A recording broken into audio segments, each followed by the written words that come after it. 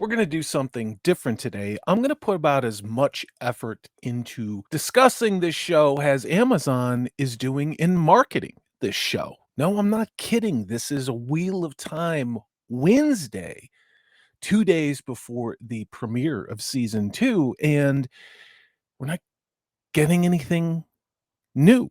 What is going on is around the world, there are people who are going to premieres, it would appear. I've got a couple images of those. Of course, if I were to go anywhere near there, I have no doubt I would be maced, have a bag put over my head, and then be thrown into a white unmarked van and driven out someplace in the middle of nowhere to potentially never be seen again.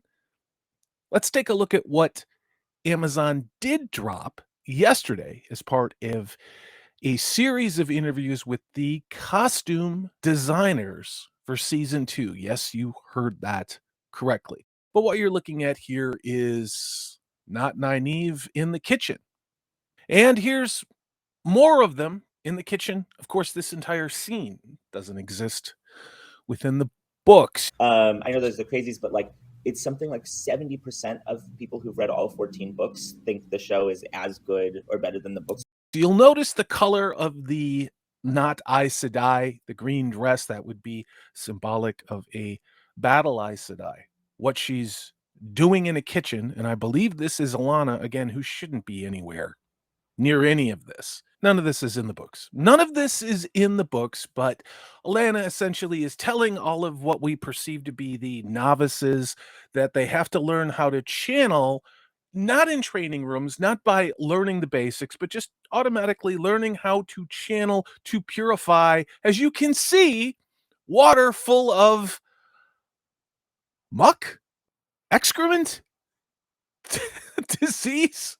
Well, of course, because this show has to make not Nynaeve the bestest badass ever, she just refuses to, and of course drinks the poop water. Compelling. Truly compelling. What else did we get? We got Rosamund Pike wearing a very masculine-looking outfit, hiding behind a papier-mâché rock. I have no idea what the hell they're doing here, again, because this isn't in the books. Here we have a Seanchan. I'm guessing this is the mouth or the voice of Lady Soroth or of the Empress. I don't know. Does it really matter what I say? This show doesn't even know what the hell I'm talking about. But again, you can look at the outfits. You can notice the deconstructed hockey goalie mask or potentially Little League catcher mask that this actress is wearing. We're just going to sit here for a little while and stare at this. If you're asking yourself what the hell is going on here, welcome to the club. What have we got? We've got Burning Man meets Rave, right?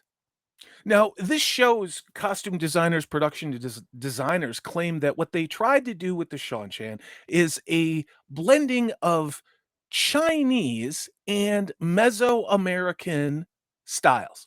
So when you look at the character on the left side of the screen wearing the teal and maroon outfit, which again, those of you who lived through the 90s remember that that was the primary color palette of Denny's and IHOP for their interiors, you will notice that her face has green face paint on it.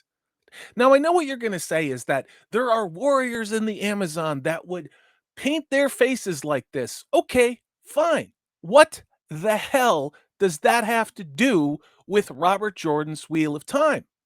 Not to mention the insane clown posse meet the flying monkeys from The Wizard of Oz standing behind this underage jailbait androgynous pacifier sucking character. Anybody want to explain to me why we have clown masks like that? No, I'm not pulling your leg. This is actually from season 2 of Amazon's Wheel of Time. Now, the first thing that I got out of this was, God is my witness. I'll never be hungry again. Gone with the Wind. We looked at some sketches originally where they wanted to put Imperial Japanese style mixed with 19th century French Parisian style.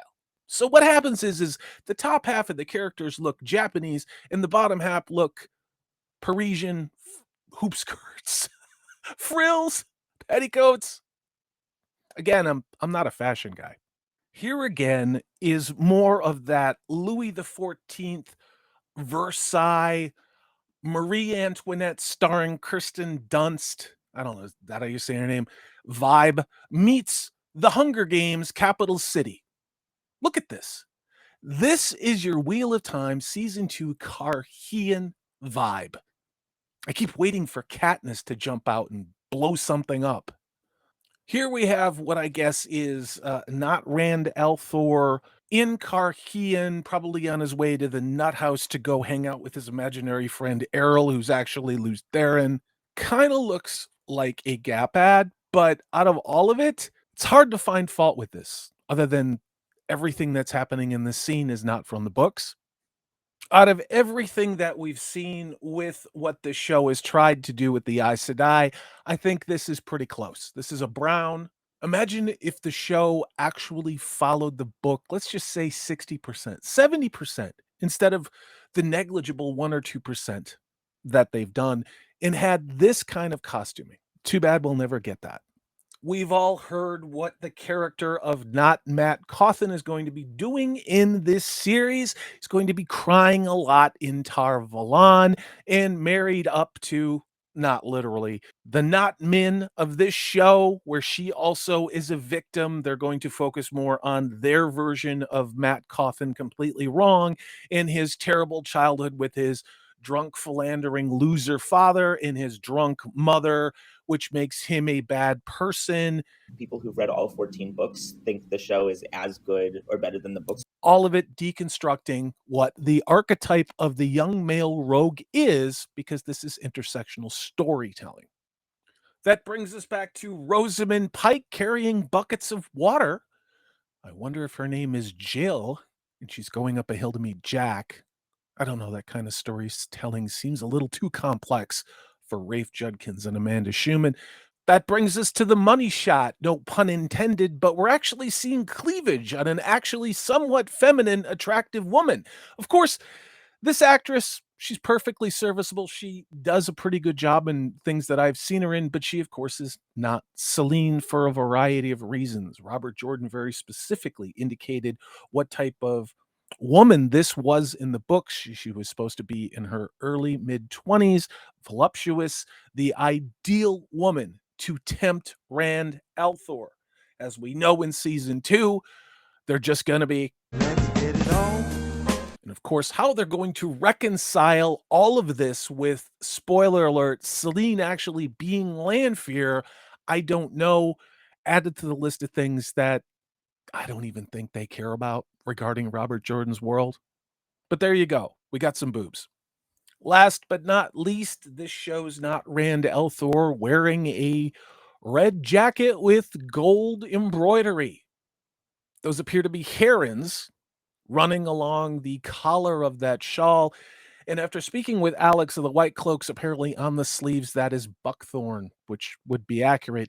Again, the actor portraying this Jasa Stradinsky would have been an outstanding Rand al'Thor if they'd only actually done an adaptation of the Wheel of Time and the characters within those books. What's interesting is Amazon has changed their policy of review embargoes. Back in 2021, I was able to look at reviews from Forbes, The Hollywood Reporter, The Verge, all of those a week in advance of release of Wheel of Time Season 1.